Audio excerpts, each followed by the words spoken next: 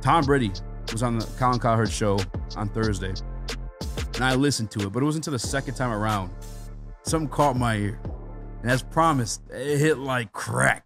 You have it on 3-cam? Did you say? Yeah, I got it on 3-cam. Rip it.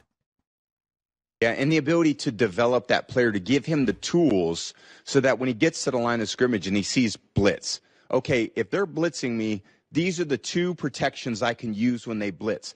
These are the 2 or 3 routes that I can signal to my receivers that can beat the blitz. Or vice versa. We're anticipating blitz, so we call a play that's going to protect. And nope, they're actually playing a very safe zone. I want to make sure I can get all my players out into the route, and I can change the call, the protection, and the route so that everybody can get into the defense. So what are you trying to do? You're trying to give the quarterback to really be a field general. Quarterback, you got the last swipe at the pencil. The defense can call their play. They're going to line up. Offense calls a play in the huddle. They walk the line of scrimmage. Defense calls a play. They adjust to the formation offense is lined up in. They have their call set. It was always my job to say, well, I know what my play is. Now I look at the defense. Okay, I think I know what they're in. Does what I have call, is it going to work? And that was my judgment. And they would have to live and die with my judgment, the entire team. Now, I developed the trust within the team, my teammates in the organization, to say, Tom, we want you to have that. We trust you to have that final swipe at that pencil. But we're not going to snap the ball into, let's say there's a safety blitzing off the right side, and I got to run right at the right side. And I know that nobody can block him. I'm not going to snap the ball and run it into the strong safety blitzing and tackle our running back 4 yards in the backfield. I'd say, okay, if the strong safety's coming on the right and we got to play to the right, what do you want me to do? You want me to run to the left? Do you want me to check to a pass? Those are the options. That's how I would think about the game. There was always a reason why I did something. If he was blitzing off the left and I wanted to run the right, great. Let's snap the ball as fast as I can. Everything's intentional. Everything was intentional. Yeah, there wasn't a time. I would hope that I would have never snapped the ball into a bad defense. Now, did I? Of course I did. Because sometimes the defenses wanted to disguise a lot of things. They didn't want to show me, okay, Brady likes to get a great pre-snap read. Let's really mess with him. Let's, kind of toggle the safeties back and forth. And we're going to make it challenging for him to really decipher. Buffalo, when I played Buffalo, they wouldn't move until after the ball was snapped. So if the safety was coming down on the left or on the right, they were going to do it after the snap all the time. And they would just play in this little shell defense. I'll be snapped, and here they go, they'd rotate. Because every defense has strengths and weaknesses to it. My job as a quarterback was always to delineate where the strengths and weaknesses were. And was the play that I had called, was it able to take advantage of the weaknesses of the defense? And if it couldn't, then I was supposed to get to a play that would. And I think that's part of the development that I had as a player was they gave me the tools to be able to do that. And they gave me the trust over a period of time that I was ultimately going to make the right decision for the team. We'd go through every single play on the call sheet, and we'd do exactly what we did. Okay, this is a play, this is the run. What's the one thing that could mess this run up? Oh, a safety blitz off the right side. Okay, great. What do you want to do if that happens? So I'd walk to the line of scrimmage. That call was made. I'd break the huddle. I'd look to the line of scrimmage. I'd say, okay, the only problem I have on this play is if the safety's blitzing off the right side. And then I would just look for it. Oh, and he only did it, let's say, 5% of the time. So most coaches would just say, just run the play, whatever. If they get lucky and call at the same time, one for them. And that's not how I played, because that one play could mean everything. Right. So I would say, no. If it's a 5% chance it could happen, what should I do if it happens? So we're all on the same page. So I would tell the line, okay, if this guy's blitz, this is what I'm doing. I'm going to check to this play called Wolf or called Beetle or called Python, whatever we wanted to call it. This is what I'm going to do. Or I'm going to check to a screen, Liz, Rip. I'm going to change the protection and go to Greta or Grape. So there was all these different code words we had that we can get to them so quickly because it's hard to do when there's 70,000 fans. Right. It's hard to do to communicate to everybody in 10 seconds to go from one play to another play. But that's what the continuity allowed us to do over a long period of time. That's what the same coordinator, the similar core group of players could do, the same offensive line coach. Oh, yeah, we did that 2 years ago. Yeah, I like that solution. That worked great. That allowed us to win the game. Great, we gained confidence in it. So that continuity that we had with all of us allowed us to succeed in those little small percentage chances that they did something or made a call that could beat what we were doing. And I think so much that's what the beautiful part about the sport is. That's the chess game in football. It's not checkers. It's not soccer where everything. Did you catch that? That continuity. Mm-hmm. Being in an offensive scheme for 2 years. Having a great offensive line coach.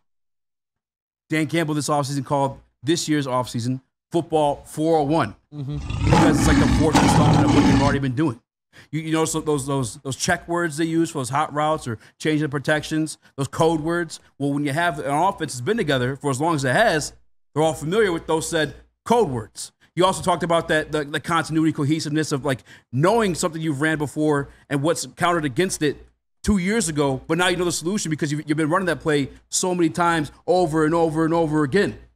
Not only has this offense for the Detroit Lions been successful since Ben Johnson, they've also been there for 3 years now. This would be going on the third year.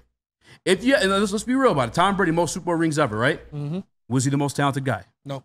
Was he? I say he's more mobile than people give him credit for, but he wasn't particularly mobile. No. He didn't have the best arm. He's always made the right read.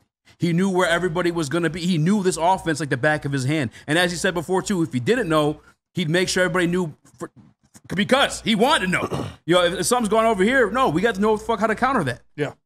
Jared Goff isn't the most physically gifted. I think we all agree with that one. Yes. Jared Goff doesn't have the best arm. He's not mobile. But the guy with the most rings fits those descriptions. And he just told you, piece by piece, some of the things that helped made him successful. Mm-hmm. It was the cohesiveness, the continuity, the offensive line, and the tools around him as well. He also, if you listen to the whole piece about it, he went and as why he never really uses outside wide receivers. He never used those X receivers. He did it 1 year when he had Randy Moss, I think a few times with Deion Branch, but I think Deion Branch played a little bit of a Y as well. But he talked about the inside, the middle of the field, there's just more room for a catchable ball. That's why he utilizes tight ends. That's why he utilized Wes Welker. That's why he utilized Julian Edelman, Amon-Ra St. Brown, Sam Laporta. We don't really have a true X in this offense. However, you just heard the GOAT say, and you didn't hear it because, again, that's part of the whole 30-minute clip. If you guys would like to listen to it, it is up there on YouTube somewhere. But every single thing he described that helped make him successful to the tune of 7 Super Bowl rings, the Detroit Lions currently possess. It's currently in their repertoire right now.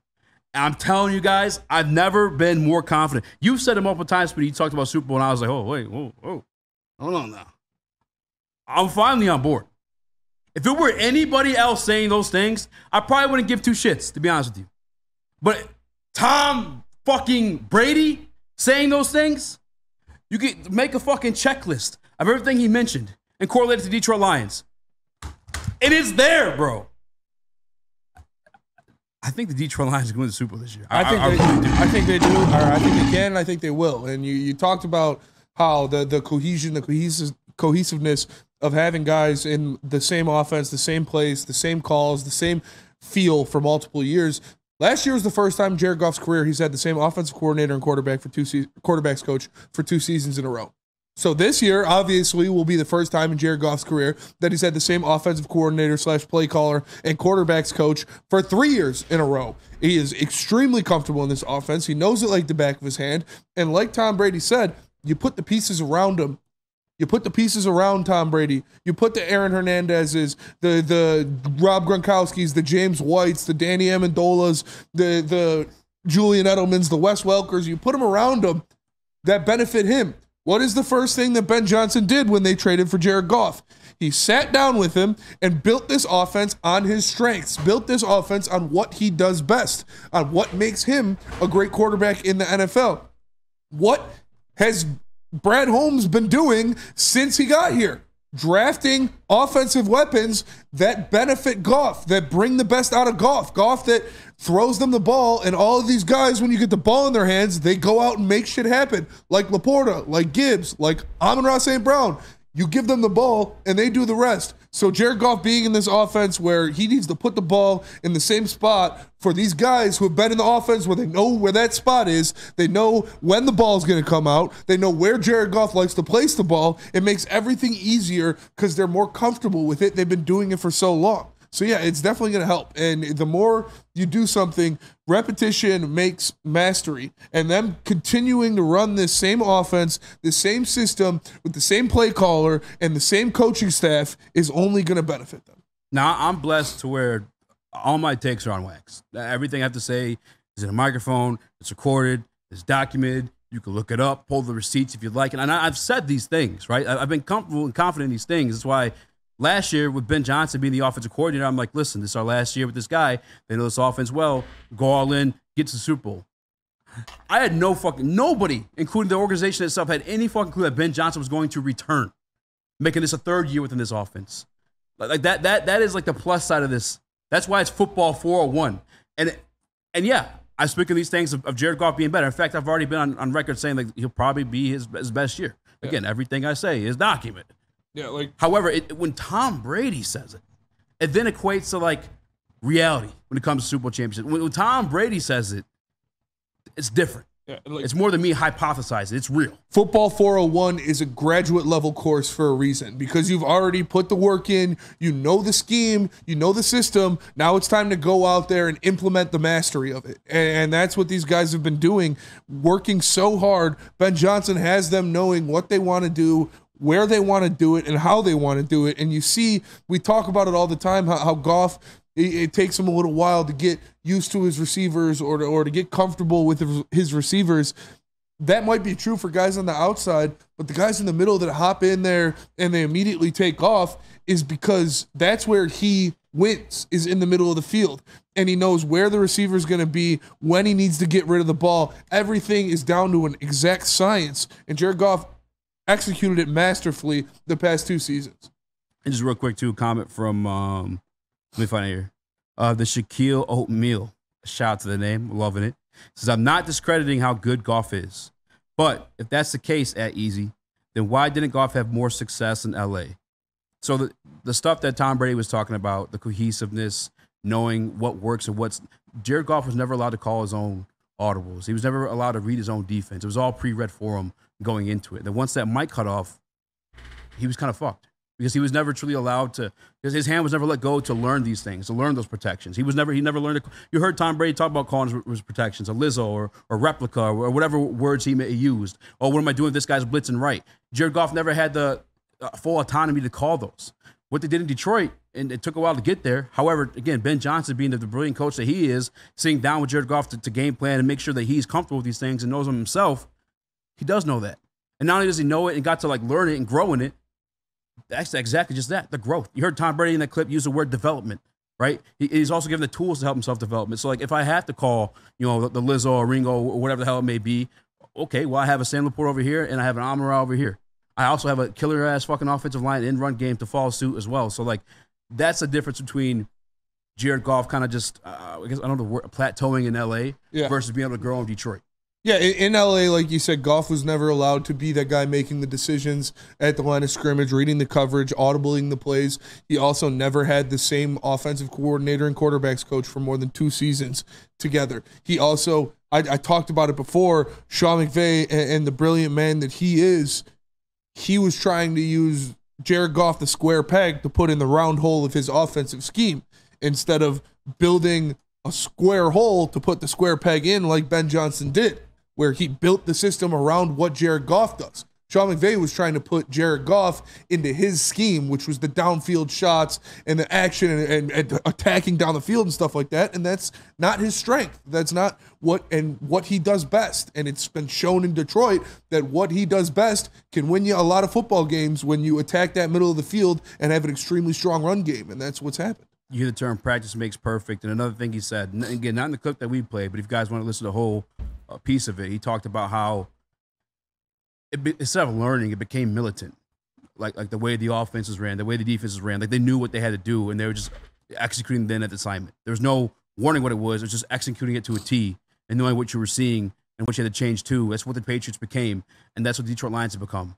Not only just with like the offensive, but as much as some people don't like AG's been there now just as many years more than Ben Johnson. Mm-hmm. And so the same veteran voices in that locker room that understand like his philosophy, what it is, the core of it, that's only going to continue to grow. On top of adding the talent too, like it's a fucking Super Bowl pie. Beautiful storm. The bake sale. It's a whole perfect enchilada. Storm. It's the whole enchilada, and you're at the bake sale, ready. The only one selling enchilada at the bake sale. You're making money.